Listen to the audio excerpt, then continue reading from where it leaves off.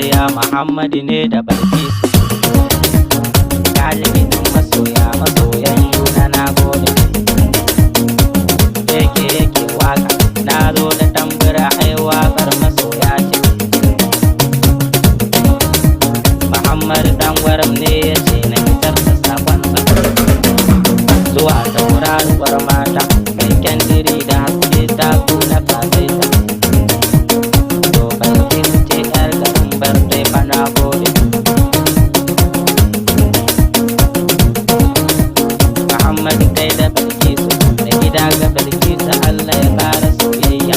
Ku zaman amana da ke da Muhammad naki. Ina baban Zahaima da Azama dole in furta. Balkisu ce tacce mama ga Azama dan gaskiya kuke yi musu dole in furta.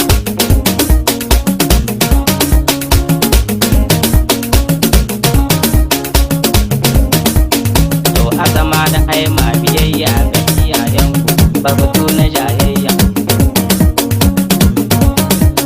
To ƴaƴan kwarai su kajin maganar iyayensu ko na ga kun dace domin ba kun fi su.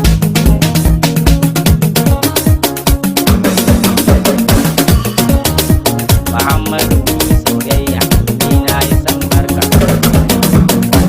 Balkisu kun yi aure kuma kun haɗe kanku. Sai ku yi haƙuri ku yi zama da junanku.